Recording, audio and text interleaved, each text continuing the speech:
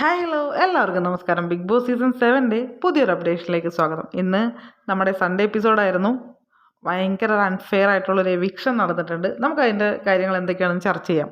തുടങ്ങിയപ്പോൾ തന്നെ ശരിക്കും പറഞ്ഞിട്ടുണ്ടെങ്കിൽ അനീഷിൻ്റെ ആദിലയുടെയും കാര്യമാണ് ചർച്ച ചെയ്തിട്ടുണ്ടായിരുന്നത്. അതിൽ എന്താ പറയുക, അതിൽ രണ്ടുപേരുടെ ആ ഒരു ക്യാരക്ടർ ബോറിംഗ് ആണെന്ന് അവർക്ക് പറഞ്ഞ് മനസ്സിലാക്കി കൊടുത്തിട്ടുണ്ട് ലാലേട്ടൻ. മനസ്സിലാക്കിയാൽ നല്ലത്. ബോറിംഗ് എന്നുള്ള വാക്ക് തന്നെയാണ് ലാലേട്ടൻ അവിടെ ഉപയോഗിച്ചിട്ടുണ്ടായിരുന്നത്. അതിനുശേഷം നമ്മൾ കഴിഞ്ഞ ദിവസം കണ്ടാണ് ജിസയിൽ കറുത്തമ്മയായിട്ട് അനു ട്രെയിൻ ചെയ്യിക്കുന്നതൊക്കെ ജസ്റ്റ് ഒരു ഫണ്ണായിട്ട് അവർ ചെയ്തതാണ്. അതിന്ന് അവിടെ ഒരു മാറ്ററായിട്ട് കൊണ്ടുവന്നൊരു എന്താ പറയുക, അനു ആണ് അത് ചെയ്യിപ്പിച്ചത്. നമ്മുടെ ആര്യനെയും അതുപോലെ തന്നെ ജിസയിലിനെയും അങ്ങനെ കുറച്ച് പേരെ കൊണ്ട് അത് ചെയ്യിപ്പിച്ചു. നല്ല രീതിയിൽ തന്നെ ഒരു ഫൺ മൊമെൻ്റ് ആയിരുന്നു. അത്യാവശ്യം നല്ല രീതിയിൽ ചിരിക്കാനായിട്ടുള്ള കാര്യങ്ങൾ അവിടെ ഉണ്ടായിട്ടുണ്ടായിരുന്നു. അതിനുശേഷം ഈ പറഞ്ഞ പോലെ തന്നെ എവിക്ഷനിലോട്ടാണ് കടന്നത്. എവിക്ഷൻ എന്ന് പറയുമ്പോൾ ഞാൻ എല്ലാ കാര്യങ്ങളും ഇങ്ങനെ തൂത്തുവാരിയൊന്നും പറയുന്നില്ല കേട്ടോ. മുഖ്യമായിട്ടുള്ള കാര്യങ്ങൾ ഇങ്ങനെ പറഞ്ഞു പോയപ്പോഴേ, എവിക്ഷൻ എന്ന് പറയുമ്പോൾ തന്നെ നമുക്കറിയാം ഈ ഒരാൾ ഔട്ടാകുന്നതാണ് എല്ലാവരും ആ വീട്ടിൽ പ്രതീക്ഷിച്ചത്. കാരണം ഇന്നലെ ഒരു എവിക്ഷൻ അവിടെ നടന്നിട്ടുണ്ടായില്ല. ആ സമയത്ത് ലാലേട്ടൻ കുറച്ച് പേരെ സേവാക്കി. ഇതിൽ ഫസ്റ്റ് ലക്ഷ്മീനെ സേവാക്കിയപ്പോൾ തന്നെ അവിടെയുള്ള ആൾക്കാരുടെ കോൺഫിഡൻസ് ശരിക്കും പോയി. കാരണം അവരുടെ ഉള്ളിനകത്ത് ലക്ഷ്മി സാബുമോൻ ആണ് ഈ വീക്കിൽ പോകാനായിട്ട് യോഗ്യരെന്ന് നിശ്ചയിച്ചിട്ടുണ്ടായിരുന്നു. അവരതാണ് എക്സ്പെക്റ്റ് ചെയ്തിട്ടുണ്ടായത്. ലക്ഷ്മിയുടെ പേര് കേട്ടപ്പോൾ തന്നെ എല്ലാവരുടെയും മുഖം അങ്ങോട്ട് ചുളുങ്ങിയിട്ടുണ്ടായിരുന്നു. ദെൻ ലാലേട്ടൻ അവിടെ നിന്ന് കാർഡ് പിക്ക് ചെയ്ത് പറയണ സമയത്ത് അത് എന്താ പറയുക, എം ടി ആയിരുന്നു. അപ്പോൾ ലാലേട്ടൻ പറയുന്നുണ്ട് എൻ്റെ കയ്യിൽ നിന്ന് ആരോ അടിച്ച് മാറ്റിയിട്ടുണ്ട്, ആളിപ്പോൾ അവിടെ കൊണ്ടുവരും എന്ന് പറഞ്ഞു വന്നപ്പോൾ സ്പൈക്കൂട്ടനാണ് കൊണ്ടുവന്നത്. കൊണ്ടുവന്നപ്പോൾ സ്പൈക്കൂട്ടൻ്റെ മേത്തിങ്ങനെ കെട്ടി വെച്ചിട്ടുണ്ടായിരുന്നു. ഈ സാധനം നവീനാണ് എടുത്തത്. നവീനോട് ലാലേട്ടൻ ചോദിക്കുകയാണ്, നിനക്കിത് ആർക്ക് കൊടുക്കാനാണ് ഇഷ്ടമെന്ന് ചോദിച്ചപ്പോൾ നവീൻ അത് ജിഷിനാണ് കൊടുക്കുന്നത്. ജിഷൻ തുറന്നപ്പോൾ അതിനകത്ത് എവിക്റ്റഡ് എന്ന് എഴുതിയിട്ടുണ്ടായിരുന്നു കേട്ടോ. ശരിക്കും പറഞ്ഞിട്ടുണ്ടെങ്കിൽ എനിക്ക് ഏറ്റവും അൺഫെയർ ആയിട്ടുള്ളൊരു എവിക്ഷൻ എന്ന് തോന്നിയതും ഇത്രയും ദിവസത്തിനുള്ളിൽ എനിക്കൊരു കണ്ടസ്റ്റൻ്റ് പോയപ്പോൾ ഇമോഷണൽ ആയത്, അല്ലെങ്കിൽ ഇപ്പോൾ പോയിരുന്നില്ല എന്ന് തോന്നിയത്, അൺഫെയർ ആണെന്ന് തോന്നിയത് ഒരൊറ്റ കണ്ടസ്റ്റൻ്റേ ഉള്ളൂ, അത് ജിഷിനാണ്. സീരിയസ്ലി ലാലേട്ടനെ പോലും അവിടെ ഒന്ന് സങ്കടപ്പെടുത്തിയിട്ടുണ്ട് ജിഷിൻ. കാരണം നല്ല രീതിയിൽ ഗെയിം കളിച്ചിട്ട് നെഗറ്റീവായിട്ടാണ് വന്ന് കയറിയതെങ്കിൽ പോസിറ്റീവ് കാര്യങ്ങൾ അവിടെ ഒരുപാട് ചെയ്തിട്ടുണ്ട്. കണ്ടന്റ് ഉണ്ടാക്കിയിട്ടുണ്ട്. എന്താ പറയുക, ഈ പറയുന്ന കോമഡി ടാസ്ക് ഒക്കെ പുള്ളി ചെയ്തിട്ടുണ്ടായിരുന്നു. സോ ഡിസർവിങ് ആയിരുന്നു കുറച്ച് ദിവസം കൂടി നിൽക്കാനായിട്ട്. അവിടെ എന്തായാലും ഡിസർവിങ് ആയിരുന്നു. അതിനുശേഷം ഈ പറയുന്ന പോലെ തന്നെ ഈ അടുത്ത വിക്ഷനിലോട്ട് കിടക്കുകയാണ്. അടുത്ത വിക്ഷൻ എന്ന് വെച്ചാൽ കുറേ ബോക്സ് ഉണ്ട്. ബോക്സുകൾ ഇങ്ങനെ എല്ലാവരും ഫ്രണ്ടിൽ വെച്ചിട്ടുണ്ടാവും.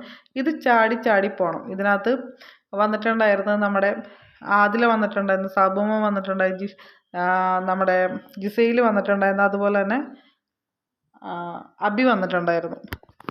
ചാടി ആദ്യം നമ്മുടെ ഈ പറയുന്ന പോലെ തന്നെ ഒരാൾ ഔട്ടാകുന്നു. അങ്ങനെ ഔട്ടാകുമെന്ന് വെച്ചാൽ നമ്മൾ ഈ ചാടി കട്ടയിൽ ഇരിക്കത്തില്ലേ, വീഴുമ്പോൾ തന്നെ ഈ കട്ട പൊട്ടിപ്പോവും.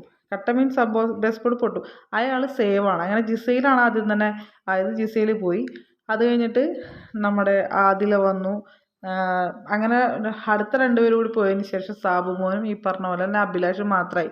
എല്ലാവർക്കും ഒറ്റ നോട്ടിൽ ആ ഫ്രെയിം കണ്ടിട്ടുണ്ടെങ്കിൽ തോന്നും സാബുമോനെ പോവുള്ളൂ.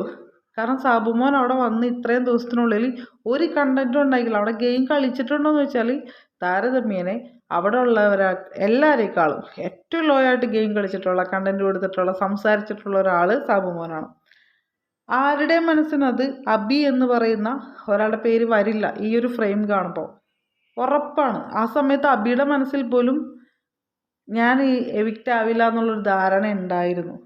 പക്ഷേ സാബുമോൻ്റെ പെട്ടി പൊട്ടി സാബുമോൻ സേവ് ആയപ്പോൾ നമ്മുടെ ഈ പറയുന്ന കണ്ടസ്റ്റൻസിൻ്റെ ഉള്ളിൽ നിന്നൊരു ശബ്ദം ഉണ്ടായത്, ഓ എന്നും പറഞ്ഞൊരു ശബ്ദം ഉണ്ടായിരുന്നു. ശരിക്കും പറഞ്ഞാൽ അവരത് പ്രതീക്ഷിക്കുന്നില്ല.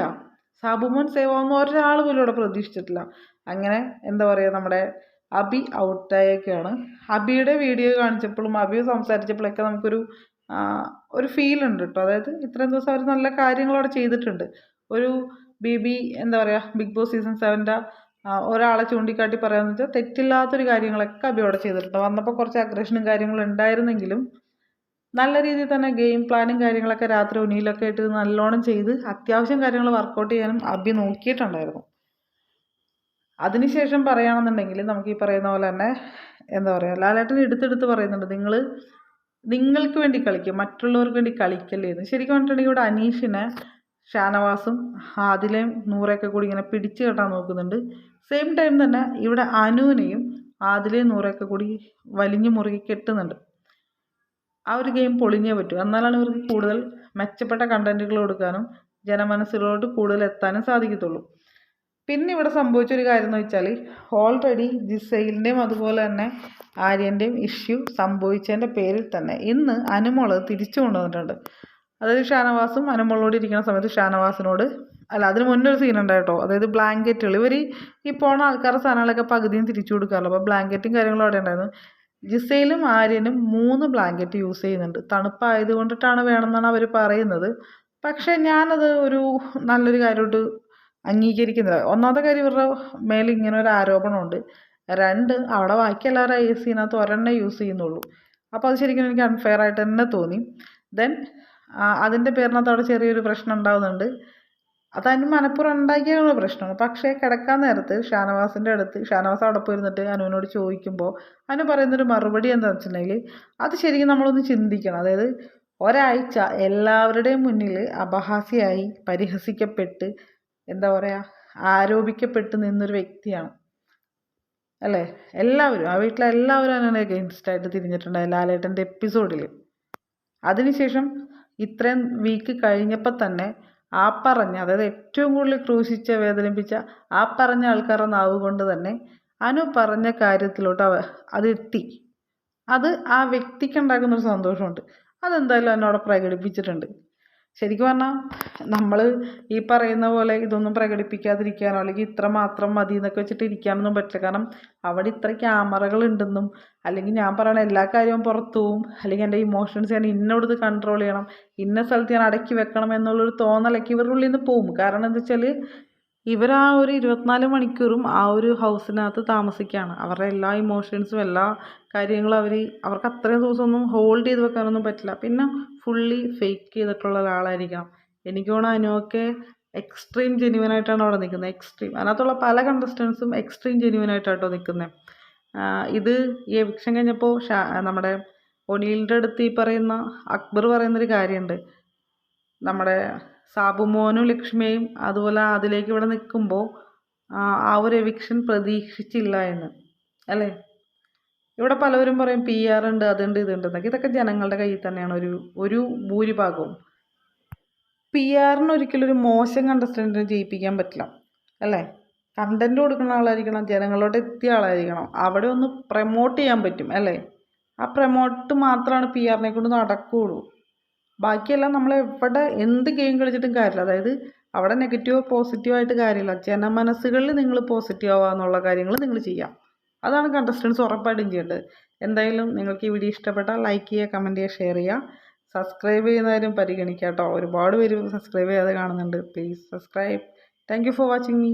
നാളെ നമുക്ക് എന്താ പറയുക ഒരുപാട് കാര്യങ്ങൾ ചർച്ച ചെയ്യാനുണ്ട്. കൂടുതൽ വിശേഷങ്ങളായിട്ട് നാളെ കാണാം. ബൈ.